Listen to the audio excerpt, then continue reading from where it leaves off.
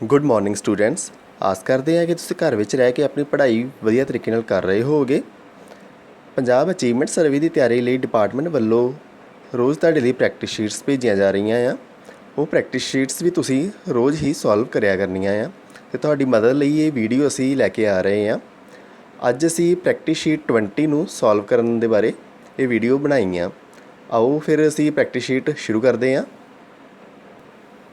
ਜੀ, ਇਹ ਅੱਜ ਦੀ ਪ੍ਰੈਕਟਿਸ ਸ਼ੀਟ ਹੈਗੀ ਆ ਅਭਿਆਸ ਸ਼ੀਟ 20। ਸਭ ਤੋਂ ਪਹਿਲਾਂ ਸਾਨੂੰ ਪੰਜਾਬੀ ਦਾ ਪੈਰਾ ਦਿੱਤਾ ਗਿਆ ਆ ਕੰਪਰੀਹੈਂਸ਼ਨ ਵਾਸਤੇ। ਇਹਨੂੰ ਤੁਸੀਂ ਵੀਡੀਓ ਨੂੰ ਸਟਾਪ ਕਰਕੇ ਇੱਕ ਵਾਰੀ ਜਾਂ ਦੋ ਵਾਰੀ ਵਧੀਆ ਤਰੀਕੇ ਨਾਲ ਪੈਰੇ ਨੂੰ ਪੜ੍ਹੋ ਤਾਂ ਕਿ ਤੁਹਾਨੂੰ ਪੈਰੇ ਦੀ ਚੰਗੀ ਤਰ੍ਹਾਂ ਸਮਝ ਲੱਗ ਜੇ। ਫਿਰ ਤੁਸੀਂ ਇਹ ਕੁਐਸਚਨ ਸੋਲਵ ਕਰਨੇ ਆ। ਹਾਂਜੀ, ਵੀਡੀਓ ਨੂੰ ਪੜ੍ਹਨ ਤੋਂ ਬਾਅਦ ਹੁਣ ਆਓ ਪ੍ਰਸ਼ਨ ਸ਼ੁਰੂ ਕਰਦੇ ਹਾਂ। ਪਹਿਲਾ ਪ੍ਰਸ਼ਨ ਹੈ ਜੀ, ਉਪਰੋਕਤ ਪੈਰੇ ਅਨੁਸਾਰ ਸਾਨੂੰ ਆਪਣੇ ਵੱਡੇ ਵਡੇਰਿਆਂ ਨੂੰ ਕੀ ਦੇਣਾ ਚਾਹੀਦਾ ਹੈ। ਆਪਸ਼ਨਸ ਹੈਗੇ ਆ ਪੈਸਾ, ਐਸ਼ੋ ਆਰਾਮ ਦੀਆਂ ਵਸਤੂਆਂ, ਪਿਆਰ ਅਤੇ ਸਤਿਕਾਰ, ਨਵੇਂ ਕੱਪੜੇ। ਅਤੇ ਮੇਰੇ ਖਿਆਲ ਕਾਫੀ ਆਸਾਨ ਕੁਐਸਚਨ ਆ। ਤੁਸੀਂ ਪੈਰੇ ਜੇ ਪੜ੍ਹਿਆ ਆ, ਵਧੀਆ ਤਰੀਕੇ ਨਾਲ ਸਮਝ ਲਿਆ ਆ ਅਤੇ ਇਹ ਤੁਹਾਨੂੰ ਸਮਝਣ ਦੇ ਵਿੱਚ ਮੁਸ਼ਕਿਲ ਨਹੀਂ ਹੋਏਗੀ ਕਿ ਇਹਦਾ ਜੋ ਸਹੀ ਆਨਸਰ ਆ ਉਹ ਹੋਣਾ ਚਾਹੀਦਾ ਆ ਪਿਆਰ ਅਤੇ ਸਤਿਕਾਰ। ਡੀ ਆਪਸ਼ਨ ਇਹਦਾ ਸਹੀ ਆਨਸਰ ਹੋਏਗਾ।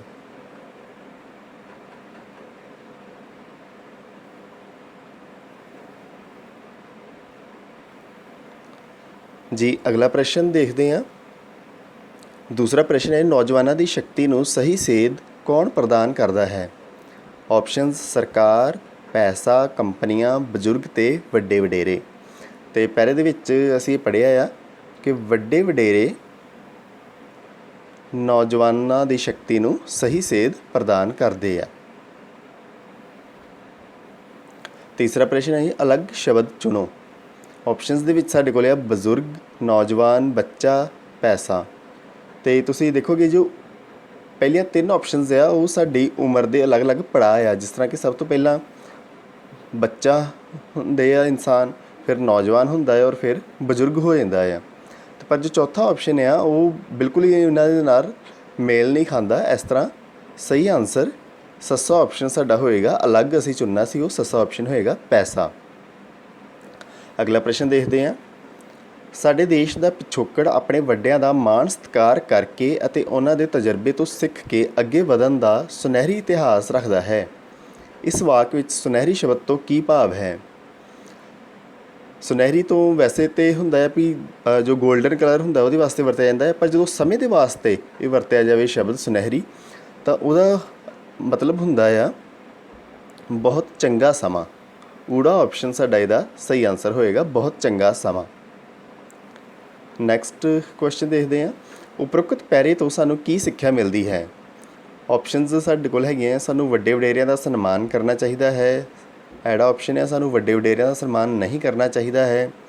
ਈਡੀ ਆਪਸ਼ਨ ਹੈ, ਨੌਜਵਾਨ ਸਮਝਦਾਰ ਨਹੀਂ ਹੁੰਦੇ। ਸੱਸਾ ਆਪਸ਼ਨ ਹੈ, ਨੌਜਵਾਨ ਹੀ ਸਮਾਜ ਦਾ ਮੁੱਖ ਹਿੱਸਾ ਹੁੰਦੇ ਹਨ। ਅਤੇ ਜੋ ਸਹੀ ਇਹਦਾ ਆਨਸਰ ਬਣਦਾ ਆ, ਸਿੱਖਿਆ ਬਾਰੇ ਪੁੱਛਿਆ ਆ, ਪੈਰੇ ਤੋਂ ਸਿੱਖਿਆ ਕੀ ਮਿਲਦੀ ਆ, ਅਤੇ ਉਹ ਊੜਾ ਆਪਸ਼ਨ ਬਣਦਾ ਆ ਸਾਨੂੰ ਵੱਡੇ ਵਡੇਰਿਆਂ ਦਾ ਸਨਮਾਨ ਕਰਨਾ ਚਾਹੀਦਾ ਹੈ। ਇਹ ਸਾਡਾ ਸਹੀ ਆਨਸਰ ਹੋਏਗਾ। ਅੱਗੇ ਸਾਡੇ ਕੋਲ ਗਣਿਤ ਵਿਸ਼ੇ ਦੇ ਕੁਐਸਚਨ ਹੈ ਜੀ 5। ਪਹਿਲਾ ਸਮ ਜੋ ਦਿੱਤਾ ਗਿਆ ਹੈ ਉਹ ਹੈਗਾ ਜੀ, ਪ੍ਰਿਯੰਕਾ ਦਾ ਰੋਲ ਨੰਬਰ ਹੇਠਾਂ ਦਿੱਤਾ ਗਿਆ ਹੈ। ਇੱਥੇ ਤੁਸੀਂ ਦੇਖੋਗੇ ਇਹ ਪ੍ਰਿਯੰਕਾ ਆ ਔਰ ਇਹਦਾ ਰੋਲ ਨੰਬਰ ਦਿੱਤਾ ਗਿਆ ਆ। ਕਿੰਨਾ ਰੋਲ ਨੰਬਰ ਹੈ ਜੀ? ਹਾਂਜੀ, 110। ਅਤੇ ਅੱਗੇ ਸਾਨੂੰ ਜੋ ਪੁੱਛਿਆ ਗਿਆ ਆ, ਜੇਕਰ ਜਪਨੂਰ ਦਾ ਰੋਲ ਨੰਬਰ ਪ੍ਰਿਯੰਕਾ ਦੇ ਰੋਲ ਨੰਬਰ ਤੋਂ ਬਿਲਕੁਲ ਪਹਿਲਾਂ ਹੈ ਤਾਂ ਜਪਨੂਰ ਦਾ ਰੋਲ ਨੰਬਰ ਕਿੰਨਾ ਹੋਵੇਗਾ। ਅਸੀਂ ਜਪਨੂਰ ਇਹਦਾ ਰੋਲ ਨੰਬਰ ਲੱਭਣਾ ਆ ਔਰ ਉਹਦਾ ਰੋਲ ਨੰਬਰ ਬਾਰੇ ਦੱਸਿਆ ਗਿਆ ਹੈ ਕਿ ਬਿਲਕੁਲ ਪ੍ਰਿਯੰਕਾ ਦੇ ਰੋਲ ਨੰਬਰ ਤੋਂ ਪਹਿਲਾਂ ਆ। ਹੁਣ ਅਸੀਂ ਅਗੇਤਰ ਸੰਖਿਆਵਾਂ ਪੜ੍ਹੀਆਂ ਆ ਜੀ ਆਪਣੇ ਮੈਥ ਦੇ ਵਿੱਚ। ਅਗੇਤਰ ਸੰਖਿਆ ਹੁੰਦੀ ਆ ਕਿ ਪਿਛੇਤਰ ਸੰਖਿਆ, ਕਿਉਂਕਿ ਪਹਿਲਾਂ ਪੁੱਛਿਆ ਸਾਨੂੰ ਇਹਦੇ ਵਿੱਚ ਪਿਛੇਤਰ ਸੰਖਿਆ ਮਤਲਬ ਇਹ ਤੋਂ ਬਿਲਕੁਲ ਪਿੱਛੇ ਵਾਲੀ ਸੰਖਿਆ। ਅਤੇ 110 ਤੋਂ ਜੇ ਅਸੀਂ ਪਿਛੇਤਰ ਵੈਸੇ ਕੱਢਣੀ ਹੋਵੇ ਤਾਂ ਅਸੀਂ -1 ਕਰਕੇ ਕੱਢਦੇ ਹਾਂ ਪਿਛੇਤਰ ਸੰਖਿਆ। ਅਤੇ ਉਹ ਤੁਸੀਂ ਹੁਣ ਸਮਝ ਹੀ ਗਏ ਹੋਵੋਗੇ ਕਿ 109 ਬਣੇਗਾ। ਇਸ ਤਰ੍ਹਾਂ ਪ੍ਰਿਯੰਕਾ ਦਾ ਜਪਨੂਰ ਦਾ ਰੋਲ ਨੰਬਰ ਕਿੰਨਾ ਹੋਏਗਾ ਜੀ? ਸੱਸਾ ਆਪਸ਼ਨ ਹੈ 109। ਅਗਲਾ ਸਮ ਦੇਖਦੇ ਹਾਂ, ਕਿਹੜੀ ਵਸਤੂ ਦਾ ਮੁੱਲ ਅਲੱਗ ਹੈ? ਸਾਡੇ ਕੋਲ 4 ਵਸਤੂਆਂ ਦਿੱਤੀਆਂ ਗਈਆਂ ਆ। ਪਹਿਲਾ ਜੋ ਹੈਗਾ ਇੱਕ ਫਰੇਮ ਹੈਗਾ ਆ, ਉਹਦੇ ਵਸਤੂ ਦਾ ਮੁੱਲ ਹੈਗਾ ਹੈ ਜੀ 4 ਸੈਂਕੜੇ। 4 ਸੈਂਕੜੇ ਤੋਂ ਤੁਸੀਂ ਸਮਝ ਗਏ ਹੋਵੋਗੇ ਕਿ 4 ਸੈਂਕੜੇ ਦਾ ਮਤਲਬ 400। ਉਸ ਤੋਂ ਬਾਅਦ ਸਾਡੇ ਕੋਲ ਇੱਕ ਇੰਗਲਿਸ਼ ਡਿਕਸ਼ਨਰੀ ਦਿੱਤੀ ਗਈ ਆ, ਉਹਦਾ ਮੁੱਲ ਹੈ 40 ਦਹਾਈਆਂ। 1 ਦਹਾਈ ਦਾ ਮਤਲਬ 10 ਅਤੇ 40 ਦਹਾਈਆਂ ਕਿੰਨੀਆਂ ਹੋ ਗਈਆਂ ਜੀ? ਜੇ ਅਸੀਂ ਇਹਨੂੰ 40 ਨਾਲ ਗੁਣਾ ਕਰ ਲਈਏ ਤਾਂ ਇਹ ਵੀ ਤੁਸੀਂ ਦੇਖੋਗੇ ਕਿ ਇਹ ਵੀ 400 ਹੀ ਬਣ ਜਾਏਗਾ। ਅਗਲਾ ਹੈਗਾ ਜੀ 400 ਇਕਾਈਆਂ, ਅਤੇ ਇਹ ਤਾਂ ਸਾਫ਼ ਹੈ ਕਿ 400 ਇਕਾਈਆਂ ਹੋਣਗੀਆਂ ਅਤੇ 400 ਬਣ ਜਾਏਗਾ। ਨੈਕਸਟ ਆਪਸ਼ਨ ਦੇ ਵਿੱਚ ਸਾਡੇ ਕੋਲ ਹੈ 40 ਇਕਾਈਆਂ।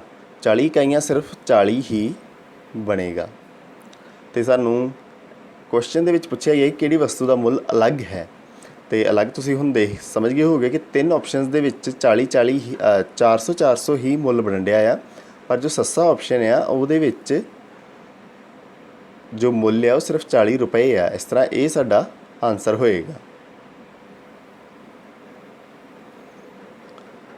ਅਗਲਾ ਕੁਐਸਚਨ ਜੀ, ਗੁਰਦੀਪ ਕੋਲ ਦੁਕਾਨ ਖੋਲ੍ਹਣ ਸਮੇਂ ਰੁਪਏ 100 ਦੇ 2 ਨੋਟ ਸਨ। ਉਸਨੇ ਹੇਠਾਂ ਦਿੱਤਾ ਸਮਾਨ ਵੇਚਿਆ, ਦਿੱਤੀ ਸੂਚਨਾ ਸੰਬੰਧੀ ਸਹੀ ਕਥਨ ਚੁਣੋ। 100 ਰੁਪਏ ਦੇ 2 ਨੋਟ ਹੈਗੇ ਸੀ ਗੁਰਦੀਪ ਕੋਲ, ਸਾਨੂੰ ਇਹ ਕਿਹਾ ਗਿਆ ਆ, ਔਰ ਬਾਅਦ ਵਿੱਚ ਉਹਨੇ 2 ਸਮਾਨ ਵੇਚੇ ਆ, ਇੱਕ 200 ਰੁਪਏ ਦਾ ਔਰ ਇੱਕ 599 ਰੁਪਏ ਦਾ। ਅਤੇ ਹੁਣ ਅਸੀਂ ਇਹਦੇ ਬਾਰੇ ਸਹੀ ਕਥਨ ਚੁਣਨੇ ਆ। ਊੜਾ ਆਪਸ਼ਨ ਸਾਡੇ ਕੋਲ ਦਿੱਤੀ ਗਈ ਹੈ, ਗੁਰਦੀਪ ਕੋਲ ਰੁਪਏ 200 ਹਨ, 200 ਸਨ। ਇਹ ਬਿਲਕੁਲ ਸਹੀ ਆ। ਅਸੀਂ ਇੱਥੇ ਪੜ੍ਹਿਆ ਆ ਕਿ ਗੁਰਦੀਪ ਕੋਲ 200 ਰੁਪਏ, ਮਤਲਬ ਕਿ 100 ਰੁਪਏ ਦੇ 2 ਨੋਟ ਸੀ, ਇਸ ਤਰ੍ਹਾਂ 200 ਰੁਪਏ ਹੈਗੇ ਸੀ ਉਹਦੇ ਕੋਲ। ਨੈਕਸਟ ਆਪਸ਼ਨ ਹੈਗੀ ਹੈ ਜੀ, ਉਸਨੇ ਰੁਪਏ 799 ਦਾ ਸਮਾਨ ਵੇਚਿਆ। ਜੋ ਸਮਾਨ ਆ ਉਹ 599 ਅਤੇ 200, ਇਹ ਵੀ 799 ਬਣਦਾ ਆ। ਇਸ ਤਰ੍ਹਾਂ ਇਹ ਆਪਸ਼ਨ ਵੀ ਸਹੀ ਆ। ਨੈਕਸਟ ਆਪਸ਼ਨ ਹੈਗੀ ਹੈ ਜੀ, ਹੁਣ ਉਸ ਕੋਲ ਰੁਪਏ 999 ਹਨ। ਇੱਥੋਂ ਅਸੀਂ ਦੇਖ ਸਕਦੇ ਹਾਂ ਕਿ 799 ਉਹਦੇ ਕੋਲ ਉਹਨੇ ਸਮਾਨ ਵੇਚਿਆ ਆ ਔਰ 200 ਰੁਪਏ ਉਹਦੇ ਕੋਲ ਪਹਿਲਾਂ ਹੈਗੇ ਸੀ। ਇਸ ਤਰ੍ਹਾਂ ਟੋਟਲ ਵੀ ਉਹਨਾਂ ਦਾ 999 ਹੀ ਬਣਦਾ ਆ। ਸਹੀ ਹੈ ਇਹ ਵੀ। ਨੈਕਸਟ ਆਪਸ਼ਨ ਹੈਗੀ ਹੈ ਜੀ, ਸਾਰੇ ਕਥਨ ਸਹੀ ਹਨ। ਹਾਂਜੀ, ਇਹ ਸਾਰੇ ਅਸੀਂ ਕਥਨ ਚੈੱਕ ਕਰ ਚੁੱਕੇ ਹਾਂ, ਇਹ ਸਾਰੇ ਸਹੀ ਹੈ। ਇਸ ਤਰ੍ਹਾਂ ਆਨਸਰ ਸਾਡਾ ਕੀ ਹੋਏਗਾ? ਸੱਸਾ ਆਪਸ਼ਨ, ਸਾਰੇ ਕਥਨ ਸਹੀ ਹਨ। ਚੌਥਾ ਸਮ ਹੈ ਜੀ, ਗੋਪੀ 15 ਫੁੱਲਾਂ ਤੋਂ ਇੱਕ ਹਾਰ ਬਣਾਉਂਦੀ ਹੈ। ਅਜਿਹੇ 15 ਹਾਰ ਬਣਾਉਣ ਲਈ ਕਿੰਨੇ ਫੁੱਲ ਚਾਹੀਦੇ ਹਨ? ਇਹ ਗੁਣਾ ਦਾ ਸਮ ਬਣਦਾ ਆ। 15 ਇੱਕ ਹਾਰ ਬਣਾਉਣ ਦੇ ਲਈ 15 ਫੁੱਲਾਂ ਦੀ ਜ਼ਰੂਰਤ ਆ, ਔਰ 15 ਹਾਰ ਬਣਾਉਣ ਦੇ ਲਈ ਕਿੰਨੇ ਫੁੱਲਾਂ ਦੀ ਜ਼ਰੂਰਤ ਪਏਗੀ? ਇਸ ਲਈ ਸਾਨੂੰ 15 ਨੂੰ 15 ਨਾਲ ਗੁਣਾ ਕਰਨਾ ਪਏਗਾ। ਇਹ ਤੁਸੀਂ ਗੁਣਾ ਆਪ ਕਰਕੇ ਦੇਖਣੀ ਆ। ਇਹ ਸਾਡਾ ਆਨਸਰ ਵੈਸੇ ਬਣੇਗਾ 225। ਤੁਸੀਂ ਆਪ ਗੁਣਾ ਕਰਕੇ ਇਹਨੂੰ ਜ਼ਰੂਰ ਚੈੱਕ ਕਰਨਾ ਹੈ ਇੱਕ ਵਾਰੀ। ਅਤੇ ਹੁਣ ਆਪਸ਼ਨਸ ਦੇਖਦੇ ਹਾਂ ਅਸੀਂ। ਪਹਿਲੇ ਆਪਸ਼ਨ ਦੇ ਵਿੱਚ, ਊੜਾ ਆਪਸ਼ਨ ਦੇ ਵਿੱਚ ਕਿਹਾ ਗਿਆ ਹੈ 250 ਤੋਂ ਵੱਧ। ਨਹੀਂ, ਇਹ ਤਾਂ ਗਲਤ ਹੋ ਗਿਆ ਜੀ, ਕਿਉਂਕਿ 225 ਬਣ ਰਿਹਾ ਹੈ। ਐੜਾ ਆਪਸ਼ਨ 200 ਤੋਂ ਘੱਟ, ਇਹ ਵੀ ਨਹੀਂ। ਈਡੀ ਆਪਸ਼ਨ 200 ਤੋਂ 250 ਦੇ ਵਿਚਕਾਰ, ਇਹ ਸਹੀ ਬਣਦੀ ਹੈ ਆਪਸ਼ਨ। ਪਰ ਅਸੀਂ ਸੱਸਾ ਆਪਸ਼ਨ ਵੀ ਦੇਖ ਲੈਂਦੇ ਹਾਂ। 300 ਤੋਂ ਵੱਧ, ਨਹੀਂ, ਇਹ ਵੀ ਗਲਤ ਹੈ। ਇਸ ਤਰ੍ਹਾਂ ਸਾਡਾ ਆਨਸਰ ਕੀ ਹੋ ਜਾਏਗਾ? ਈਡੀ ਆਪਸ਼ਨ 200 ਤੋਂ 250 ਦੇ ਵਿਚਕਾਰ। ਪੰਜਵਾਂ ਸਮ ਦੇਖਦੇ ਹਾਂ, ਵਾਰ-ਵਾਰ ਘਟਾਓ ਵਿਧੀ ਰਾਹੀਂ ਭਾਗ ਅਨੁਸਾਰ ਸਹੀ ਉੱਤਰ ਦੀ ਚੋਣ ਕਰੋ। ਅਤੇ ਇੱਥੇ ਅਸੀਂ ਦੇਖ ਰਹੇ ਹਾਂ ਕਿ ਸਭ ਤੋਂ ਪਹਿਲਾਂ 88 ਦਿੱਤਾ ਗਿਆ ਹੈ ਸਾਡੇ ਕੋਲ, ਔਰ ਉਸ ਤੋਂ ਬਾਅਦ ਮਾਈਨਸ ਕੀਤੇ ਗਏ ਆ 22, ਫਿਰ 66 ਬਚ ਗਿਆ। 66 ਦੇ ਵਿੱਚੋਂ ਫਿਰ 22 ਘਟਾਏ ਗਏ ਆ, 44 ਬਚ ਗਿਆ। 44 ਦੇ ਵਿੱਚੋਂ ਫਿਰ 22 ਘਟਾਏ ਗਏ ਆ, 22 ਬਚ ਗਿਆ। 22 ਦੇ ਵਿੱਚੋਂ ਫਿਰ 22 ਘਟਾਏ ਗਏ ਆ, ਅਤੇ ਕੀ ਬਚੇਗਾ? 0। ਪਰ ਸਾਨੂੰ ਪੁੱਛਿਆ ਇਹ ਗਿਆ ਆ ਕਿ ਜੋ ਘਟਾਓ ਵਿਧੀ ਰਾਹੀਂ ਕੀਤਾ ਗਿਆ ਆ ਉਹ ਭਾਗ ਅਨੁਸਾਰ ਸਹੀ ਉੱਤਰ ਕਿਹੜਾ ਹੋਏਗਾ। ਅਤੇ ਇੱਥੇ ਅਸੀਂ ਦੇਖ ਰਹੇ ਹਾਂ ਕਿ 88 ਦੇ ਵਿੱਚੋਂ 22 ਘਟਾਏ ਜਾ ਰਹੇ ਆ। ਇਸ ਕਰਕੇ ਇਹਦਾ ਸਹੀ ਆਨਸਰ ਜੋ ਹੋਏਗਾ ਉਹ ਐੜਾ ਆਪਸ਼ਨ ਬਣੇਗਾ 88 ਭਾਗ 22। ਤੇ ਅਸੀਂ ਦੇਖਿਆ ਕਿ 4 ਸਟੈਪਸ ਇਹਨਾਂ ਨੇ ਕੀਤੇ ਆ, ਤੇ ਜਦੋਂ 22 ਨੂੰ 4 ਨਾਲ ਗੁਣਾ ਕਰਕੇ ਅਸੀਂ ਪੂਰਾ ਉਹਨੂੰ 88 ख़त्म ਹੋ ਜਾਏਗਾ, ਬਾਕੀ ਕੁਛ ਵੀ ਨਹੀਂ ਬਚੇਗਾ। ਇਸ ਤਰ੍ਹਾਂ ਐਡਾ ਆਪਸ਼ਨ ਸਾਡਾ ਸਹੀ ਆਨਸਰ ਹੋ ਗਿਆ ਜੀ ਇਹਦਾ। ਨੈਕਸਟ ਸਾਡੇ ਕੋਲ ਇੰਗਲਿਸ਼ ਦਾ ਪੈਰਾ ਦਿੱਤਾ ਗਿਆ ਆ, ਅਤੇ ਤੁਹਾਡੀ ਮਦਦ ਦੇ ਵਾਸਤੇ ਅਸੀਂ ਨਾਲ ਪੜ੍ਹਦੇ ਹਾਂ ਇਹਨੂੰ, ਤੁਸੀਂ ਵੀ ਮੇਰੇ ਨਾਲ ਪੜ੍ਹਨਾ ਆ ਇਹਨੂੰ। One day when father opened the mailbox, he saw some dry grass in it. Manju and her father sat in the balcony and watched the mailbox. Two sparrows were busy making a nest in the mailbox. A few days later, father and Manju saw 5 little eggs in the nest. Mama sparrow sat on the eggs. Soon tiny birds came out of the eggs. ਇਹ ਸਾਡਾ ਪੈਰਾ ਸੀ। ਹੁਣ ਅਸੀਂ ਇਹਦੇ ਵਿੱਚੋਂ questions ਤੇ answer ਕੁਛ ਲੱਭਣੇ ਆ। ਪਹਿਲਾ ਕੁਐਸਚਨ ਆ, what did father see in the mail box. Mail box ਜੋ ਘਰ ਦੇ ਗੇਟ ਦੇ ਉੱਤੇ ਕਈ ਵਾਰ ਲੋਕਾਂ ਨੇ ਇੱਕ ਚਿੱਠੀ ਪਾਉਣ ਵਾਸਤੇ ਬਾਕਸ ਬਣਾਇਆ ਹੁੰਦਾ ਹੈ, ਉਹਦੇ ਬਾਰੇ ਗੱਲ ਕੀਤੀ ਗਈ ਹੈ ਜੀ। ਅਤੇ ਕੁਐਸਚਨ ਸਾਡੇ ਕੋਲ ਹੈਗਾ, what did father see in the mail box. Mail box ਦੇ ਵਿੱਚ ਕੀ ਦੇਖਿਆ ਸੀ ਫਾਦਰ ਨੇ। ਆਪਸ਼ਨ ਸਾਡੇ ਕੋਲ ਹੈਗੇ ਆ, bird, eggs, dry grass, all of these. ਅਤੇ ਅਸੀਂ ਇਹ ਦੇਖਿਆ ਆ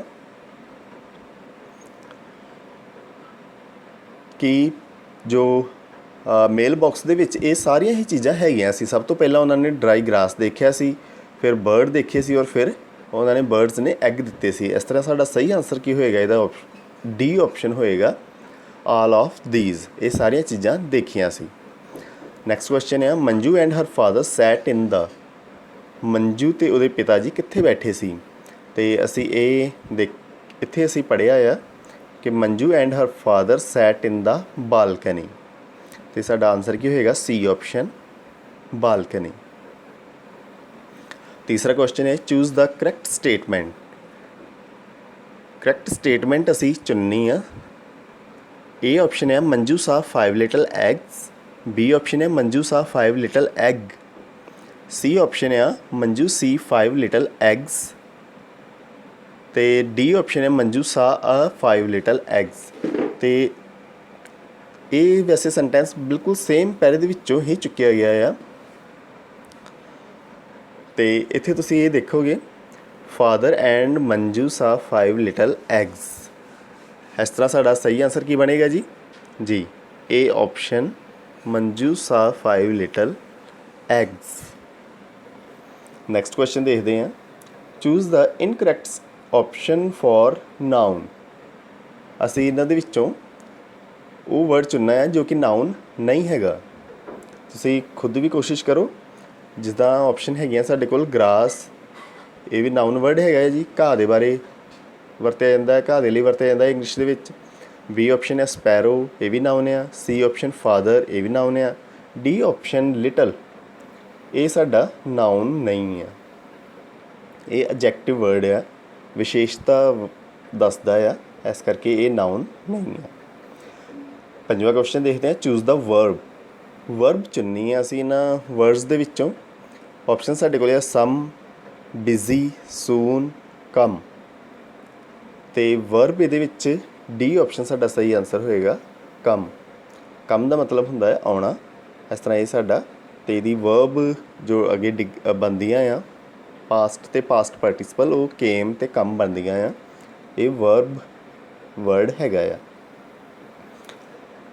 ਅੱਗੇ ਸਾਡੇ ਕੋਲ ਹਿੰਦੀ ਦਾ ਪੈਰਾ ਦਿੱਤਾ ਗਿਆ ਆ। ਵੀਡੀਓ ਨੂੰ ਸਟੋਪ ਕਰਕੇ ਤੁਸੀਂ ਇਹਨੂੰ ਆਪਣੇ ਆਪ ਪੈਰੇ ਨੂੰ ਪੜ੍ਹਨਾ ਆ, ਇੱਕ ਵਾਰੀ ਜਾਂ 2 ਵਾਰੀ, ਅਤੇ ਫਿਰ ਇਹਦੇ ਕੁਐਸਚਨਸ ਸੋਲਵ ਕਰਨੇ ਆ। ਹਾਂਜੀ, ਪੈਰਾ पढ़ने तो बाद हुण आओ क्वेश्चंस सॉल्व करते हैं। पहला प्रश्न है जी, ऊपर दिए गए गद्यांश में किस त्यौहार के बारे में बात की गई है। ऑप्शंस होली, लोहड़ी, ईद, दिवाली। तो पैरा जी तुसीं ध्यान नाल पढ़िया गया तो समझ गए होगे कि इहदे विच ईद त्यौहार के बारे गल की गई है। ग ऑप्शन साडा सही आंसर होएगा। दूसरा प्रश्न, फूले नहीं समाना का क्या अर्थ है? क ऑप्शन है खुश नहीं होना, बहुत ज़्यादा खुश होना, बहुत दुखी होना, बहुत घबरा जाना। तो पैरे दे विच ये जे तुहानूं समझ नहीं लग्या, पैरे दे विच देखो कि जो वाक्य है कित्थे वरते आ, फूले नहीं समाना, ये शब्द कित्थे वरते गए आ। तो तुसीं ये देखोगे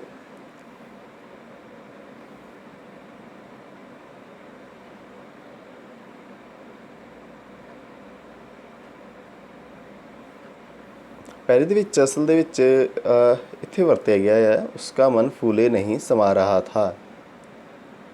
ਇਹਦਾ मतलब तुसीं समझ गए होगे कि ख ऑप्शन ਇਹਦਾ सही आंसर बनेगा, बहुत ज़्यादा खुश होना।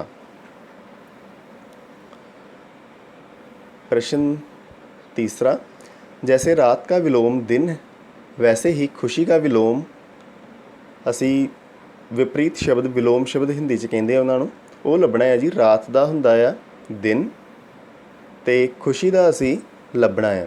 ਆਪਸ਼ਨ ਸਾਡੇ ਕੋਲ ਆ ਰੋਣਾ, ਹਸੀ, ਚੀਖਣਾ, ਦੁੱਖ। ਗ ਆਪਸ਼ਨ ਇਹਦਾ ਸਹੀ ਆਂਸਰ ਆ ਦੁੱਖ। ਖੁਸ਼ੀ ਦਾ ਵਿਲੋਮ ਸ਼ਬਦ ਹੁੰਦਾ ਆ ਦੁੱਖ। चौथा प्रश्न है, रिक्त स्थान की पूर्ति करें। सुहेल अपने पिता जी के साथ गया।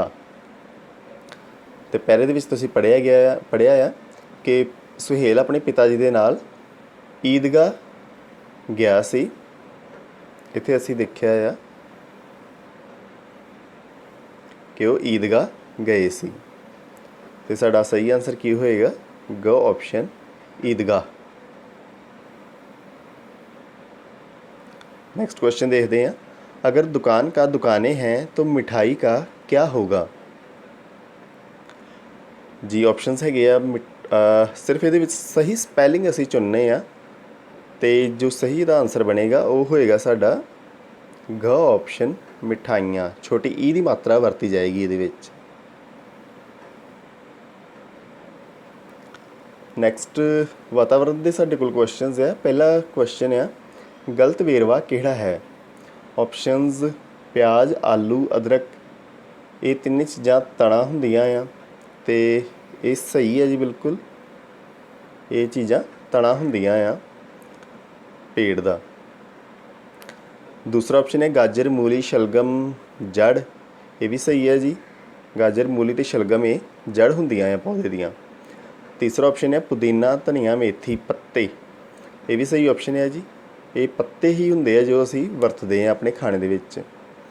चौथा ऑप्शन है पत्ता गोभी, सेब, संतरा, फल। तो सेब तो संतरा तो फल ठीक है जी, पर जो पत्ता गोभी आ ये फल नहीं आ।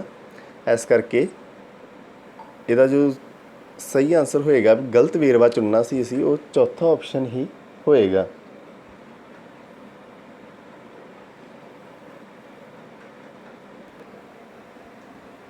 जी अगला प्रश्न देखते हैं, ਤੁਹਾਡੀ ਕਲੋਨੀ ਦੀ ਬਿਜਲੀ ਖਰਾਬ ਹੋ ਗਈ ਹੈ, ਇਸ ਦੀ ਸ਼ਿਕਾਇਤ ਕਰਨ ਲਈ ਤੁਹਾਨੂੰ ਡੈਸ਼ ਜਾਣਾ ਪਵੇਗਾ। ਆਪਸ਼ਨਸ ਹੈਗੇ ਆ ਡਾਕਖਾਨਾ, ਬਿਜਲੀ ਦਫ਼ਤਰ, ਟੈਲੀਫੋਨ ਕੇਂਦਰ, ਪੁਲਿਸ ਸਟੇਸ਼ਨ। ਤੇ ਬਿਜਲੀ ਦੀ ਸ਼ਿਕਾਇਤ ਤੁਸੀਂ ਸਮਝ ਗਏ ਹੋਗੇ ਕਿ ਬਿਜਲੀ ਦਫ਼ਤਰ ਸਹੀ ਆਪਸ਼ਨ ਹੋਏਗਾ। ਬਿਜਲੀ ਦਫ਼ਤਰ ਦੇ ਵਿੱਚ ਜਾ ਕੇ ਸ਼ਿਕਾਇਤ ਕਰਨੀ ਚਾਹੀਦੀ ਹੈ। ਅਗਲਾ ਪ੍ਰਸ਼ਨ ਹੈ, ਹੇਠ ਦਿੱਤਾ ਚਿੱਤਰ ਸੰਤੁਲਿਤ ਭੋਜਨ ਵੱਲ ਸੰਕੇਤ ਕਰਦਾ ਹੈ। ਸੰਤੁਲਿਤ ਭੋਜਨ ਉਹ ਭੋਜਨ ਹੁੰਦਾ ਹੈ ਜਿਸ ਵਿੱਚ ਆਪਸ਼ਨਸ ਸਾਡੇ ਕੋਲ ਹੈਗੇ ਆ ਜੀ ਕਾਰਬੋਹਾਈਡਰੇਟ ਸਭ ਤੋਂ ਵੱਧ ਮਾਤਰਾ ਵਿੱਚ ਹੁੰਦੇ ਹਨ, ਸਾਰੇ ਪੋਸ਼ਕ ਤੱਤ ਉਚਿਤ ਮਾਤਰਾ ਵਿੱਚ ਹੁੰਦੇ ਹਨ, ਪ੍ਰੋਟੀਨ ਘੱਟ ਮਾਤਰਾ ਵਿੱਚ ਹੁੰਦੇ ਹਨ, ਉਪਰੋਕਤ ਵਿੱਚੋਂ ਕੋਈ ਨਹੀਂ। ਅਤੇ ਇਹਦਾ ਸਹੀ ਆਨਸਰ ਹੋਏਗਾ ਉਹ ਦੂਸਰਾ ਆਪਸ਼ਨ ਹੋਏਗਾ, ਸਾਰੇ ਪੋਸ਼ਕ ਤੱਤ ਉਚਿਤ ਮਾਤਰਾ ਵਿੱਚ ਹੁੰਦੇ ਹਨ, ਉਹਨੂੰ ਹੀ ਸੰਤੁਲਿਤ ਭੋਜਨ ਕਿਹਾ ਜਾਂਦਾ ਆ। ਅਗਲਾ ਪ੍ਰਸ਼ਨ ਹੈ, ਤੁਹਾਡੇ ਇੱਕ ਦੋਸਤ ਦੇ ਸੱਟ ਲੱਗ ਗਈ ਹੈ, ਤੁਸੀਂ ਕੀ ਕਰੋਗੇ? ਆਪਸ਼ਨਸ ਹੈਗੇ ਆ ਮੈਂ ਉਸਦੇ ਪੱਟੀ ਕਰਾਂਗਾ, ਕੁਝ ਨਹੀਂ ਕਰਾਂਗਾ, ਮੈਂ ਉਸ ਉੱਤੇ ਹੱਸਾਂਗਾ, ਉਪਰੋਕਤ ਸਾਰੇ। ਅਤੇ ਜੋ ਸਹੀ ਆਨਸਰ ਬਣਨਾ ਚਾਹੀਦਾ ਆ ਉਹ ਪਹਿਲਾ ਆਪਸ਼ਨ ਆ, ਮੈਂ ਉਸਦੇ ਪੱਟੀ ਕਰਾਂਗਾ। ਸਾਨੂੰ ਮਦਦ ਕਰਨੀ ਚਾਹੀਦੀ ਹੈ ਕਿਸੇ ਦੀ, ਨਾ ਕਿ ਉਹਦੇ ਉੱਤੇ ਹੱਸਣਾ ਚਾਹੀਦਾ ਆ ਜਾਂ ਫਿਰ ਕੁਛ ਵੀ ਨਹੀਂ ਕਰਨਾ ਚਾਹੀਦਾ।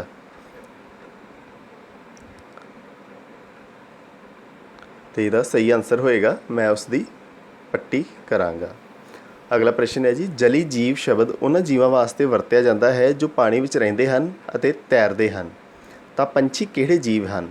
ਆਪਸ਼ਨ ਸਾਡੇ ਕੋਲ ਹੈਗੀਆਂ ਜੋ ਉੱਡ ਸਕਦੇ ਹਨ ਅਤੇ ਸਰੀਰ 'ਤੇ ਵਾਲ ਹੁੰਦੇ ਹਨ। ਦੂਸਰਾ ਆਪਸ਼ਨ ਹੈ ਜੋ ਉੱਡ ਸਕਦੇ ਹਨ ਅਤੇ ਸਰੀਰ ਤੋਂ ਗੰਜੇ ਹੁੰਦੇ ਹਨ। ਤੀਸਰਾ ਆਪਸ਼ਨ ਹੈ ਜੋ ਉੱਡ ਸਕਦੇ ਹਨ ਅਤੇ ਸਰੀਰ 'ਤੇ ਖੰਭ ਹੁੰਦੇ ਹਨ। ਚੌਥਾ ਆਪਸ਼ਨ ਉਪਰੋਕਤ ਸਾਰੇ। ਅਤੇ ਜੋ ਸਹੀ ਆਨਸਰ ਤੁਸੀਂ ਸਮਝ ਗਏ ਹੋਗੇ ਕਿ ਤੀਸਰਾ ਆਨਸਰ ਇਹਦਾ ਤੀਸਰਾ ਆਪਸ਼ਨ ਜੋ ਹੈ ਉਹ ਸਹੀ ਆਨਸਰ ਬਣਦਾ ਆ। ਜੋ ਉੱਡ ਸਕਦੇ ਹਨ ਅਤੇ ਸਰੀਰ 'ਤੇ ਖੰਭ ਹੁੰਦੇ ਹਨ ਉਹਨਾਂ ਨੂੰ ਹੀ ਅਸੀਂ ਪੰਛੀ ਕਹਿੰਦੇ ਹਾਂ। ਇਹ ਸਾਡਾ ਅੱਜ ਦੀ ਅਭਿਆਸ ਸ਼ੀਟ 20 ਹੈਗੀ ਸੀ ਜੀ। ਤੁਸੀਂ ਧਿਆਨ ਨਾਲ ਇਸ ਨੂੰ ਕਰਨਾ ਆ ਸੋਲਵ, ਅਤੇ ਜੇ ਮਦਦ ਦੀ ਲੋੜ ਪਵੇ ਫਿਰ ਵੀਡੀਓ ਤੋਂ ਆਨਸਰ ਦੇਖਣੇ ਆ। Thank you, have A nice day.